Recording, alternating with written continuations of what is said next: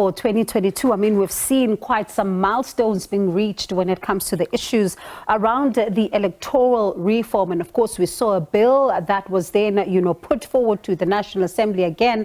And also this matter reaching the courts as well, and Parliament asking for more time. And we've seen some opposition parties also not being happy about some of the amendments that were made to the electoral amendment bill. And some saying that while it may look like in one point it's covering the independent candidates, others saying that it doesn't cover them fully, while others are saying it's at loggerheads with the Constitution. Let's try to make sense of some of the milestones that have been reached when it comes to electoral reform in South Africa.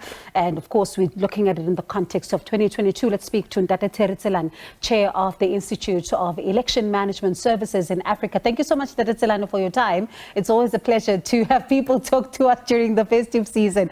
Let's talk about, 2022. I mean, this was also a year that was big, not only in politics, but also for election reform. We saw quite a lot of calls around this one. Let's talk about the milestones. Do you think that the handling of some of the, the outcry from those who are calling for some of the reforms in this particular area was handled correctly?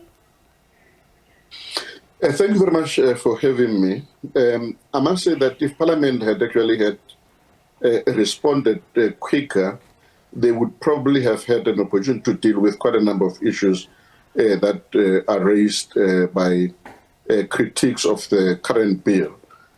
But we must also commend Parliament for at least having had an opportunity to develop a bill. It is not a perfect bill, it's got weaknesses, and then some of those defects have got to be dealt with. And then I think Parliament has recognized that the defects are serious enough to be attended to. That's why in their last submission, they've requested Constitutional Court to allow them enough time in order for them to be able to introduce particularly what we call the electoral reform panel, which is basically going to be the one that is going to be looking deeper into the issues that affect the electoral processes and come up with a solution for all the issues that have been raised.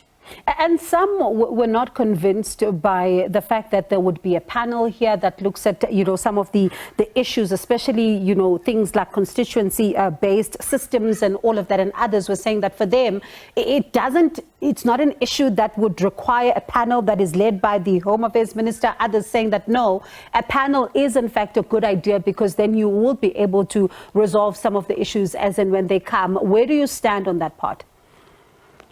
Well, I think the Minister has just taken an initiative on behalf of Parliament, but in reality, it is Parliament that is actually spearheading the electoral reform. You may recall that during the Constitutional Court judgment, the judges of the Constitutional Court emphasized that it is Parliament that must develop a new electoral act that would then cater for adult citizens to be able to participate as independents other than through a membership of a political party.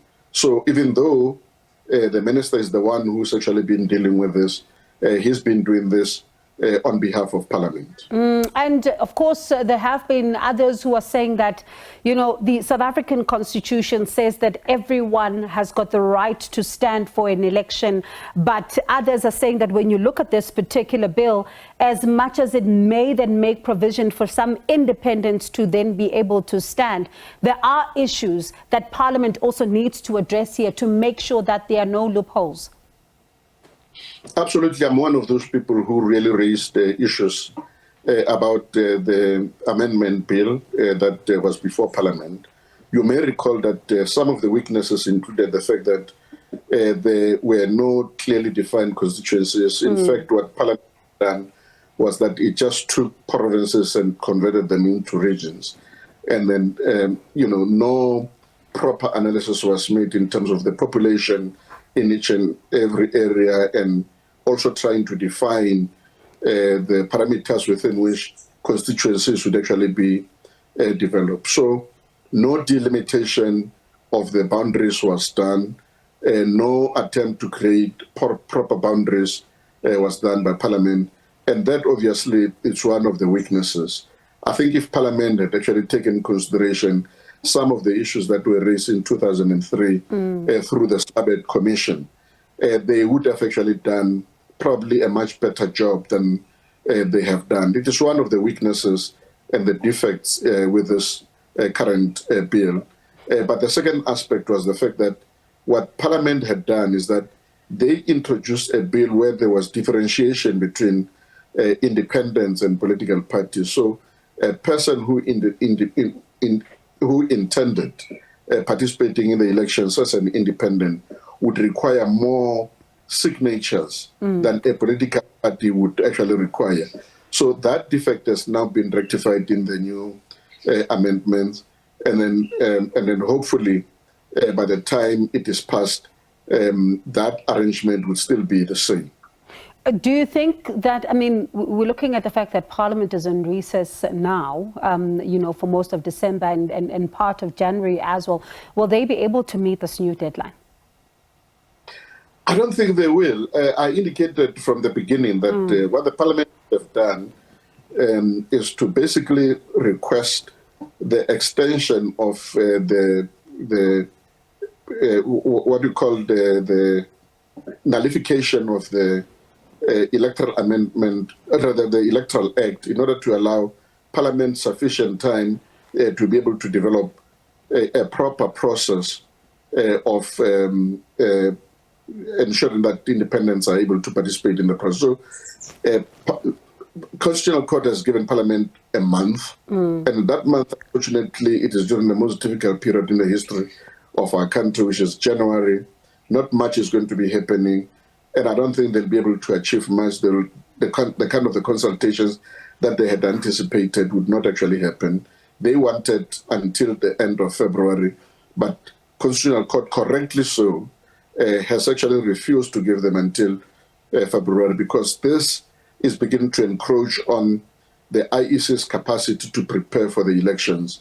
And I think Constitutional Court was correct to say that it should not actually be given, Parliament should not be given more time to deal with this particular aspect.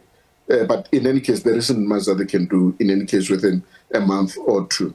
And when we speak again in future, let's then talk about this particular aspect, and I'll hold you to being in studio the next time we chat, as we look at the difficulties then of preparing for an election if we still have this particular bill hanging as we're ending off our conversation. Thank you, Terry Tselane, for your time. Do appreciate it. That is Terry Tselane, Chair of Institute of Election Management Services in Africa.